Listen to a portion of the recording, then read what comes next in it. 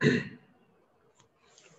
көрініп тұрған Excel программасы офистік программалардан таблица менен иштөө, ар бир таблицанын өзүнчө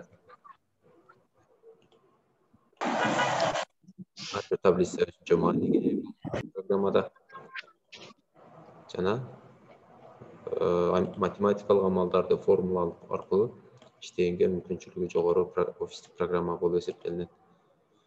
Төндө бир группага бир аз көрсөтүп берген, бирок азыр жалпыга ошол эле нерсени кайталап көрсөтүп берем азыр. Excel'de эң жөнөкөй эле мисалдардын бири, мисалы бул жерге 2 деп жазсак, бул ячейкага 3 деп жазсак, экөөнүн суммасын барабар деп туруп 2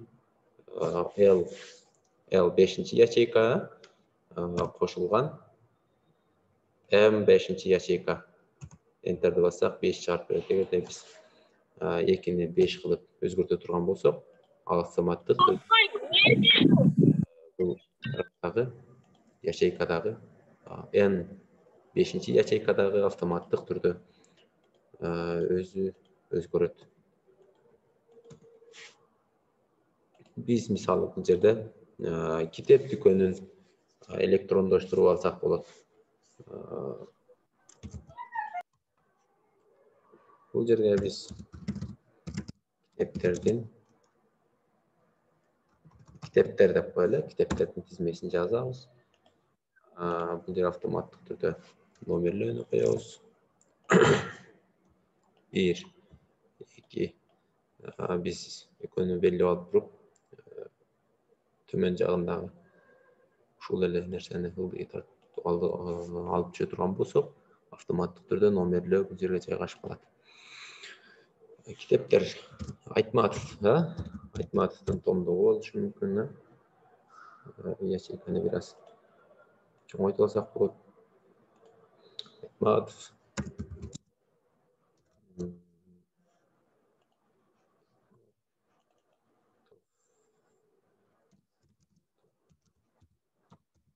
Томдугу.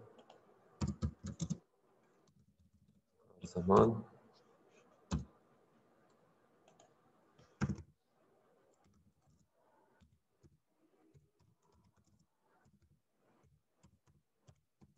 Buyrucuk.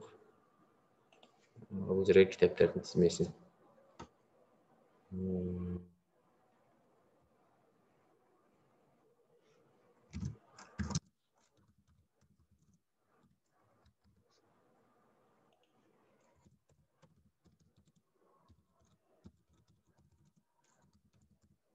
Жана башка китептерди аталыштарын жазып алабыз дагы. Булардын баасын киргизебиз. Айтматовдун томдугу 3000, Айтматовдун томдугу китептер. Бул жерге баасын деп жазабыз. Айтматовдун томдугу 3000. Кар заман 700 дейли, 600 дейли, 350 дейли, 800 дейли дей турган болсок, бул жерге биздин кардарыбыз канча китеп алды? Таанасы. Эгер 3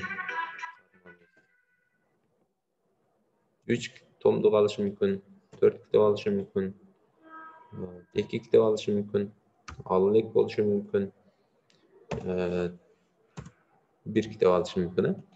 Эми биз жыйынтык баасын чыгарып коюшубуз керек.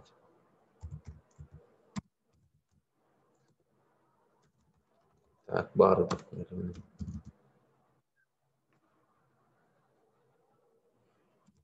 Баары. Биз бул жерге формула менен киргизип коебуз. Баарын калькулятор менен өзүбүз эсептеп отурбай эле. D 6-чы ячейка көбөйтүлгөн, E 6-чы ячейканы берип койдук да бул жерде. Автоматтык түрдө 9000ди чыгарып койду. Ушул эле формуланы биз аягына 17-чи катардагы биздин китебибиздин тизмесине чейин тиешелүү кылып алып түшүп коебуз. Автоматтык түрдө баардыгын эсептеп чыгарып берип койду. Эгерде мына жерден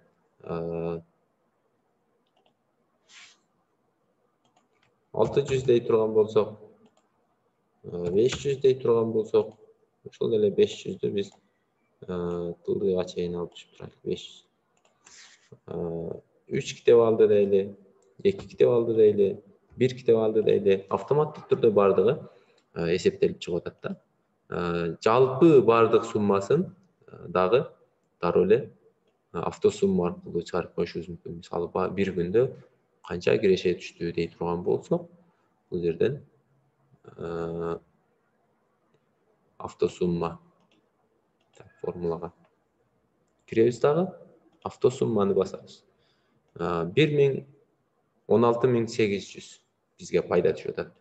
Эгерде биз 600 сомдук китептен экөөнү саттык дей турган болсок, анда автоматтык түрдө 1800 сом бизге кассабызга келип түштү деп алсак болот.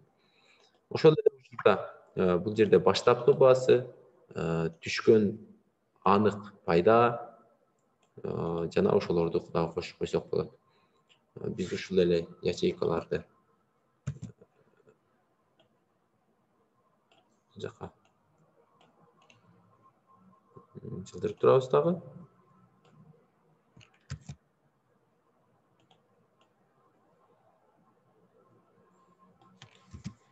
Биз анык пайдасы менен бирге эсептеп берели. Бул сатылыш баасы, баштапкы баасы. Бул жерден биз баштапкы баасы мисалы 2800 болушу мүмкүн, бул 650 болушу мүмкүн. Бул 570 болушу мүмкүн. 330 болушу мүмкүн. 700 болушу мүмкүн. Баштапкы баасын баарын 550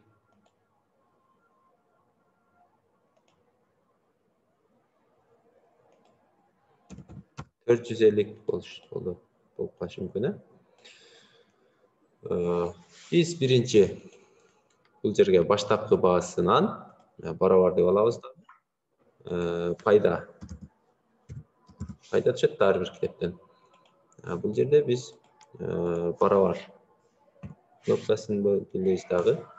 Д 6-чы ячейка кемитилген, Е 6-чы ячейка барабар. 200 сом пайда түшүп атат дейбиз да бул жерде. Ушул эле нерсени биз ылдыйга чейин алып түшө турган болсок, бизде 100 сомдон, 50 сомдон жана башка пайдалар түшүп атат. Эми даанасын сатып атабыз. Бул жалпы баа болуп атат. Эми мына жерге бизге калып аткан пайданы чыгарабыз. Эми жалпы баарыныкын. Ал үчүн таза киреше дейбиз дагы. Барабар бул ячейканы көбөйтүлгөн 3-тү барабар. Демек бизге 600 сом таза киреше түшүптүр бул жерде. Ошол эле учурда автосумманы чыгарып коебуз. Бизге канча сом таза киреше калды? Бизге бир күндө 1360 сом таза киреше калып атыптыр. Эгерде биз баштапкы бааны арзаныраак алып ала турган болсок, бул жерден 520 сомдон алып ала турган болсок, автоматтык түрдө биздин баштапкы кирешебиз өзгөрүп атат.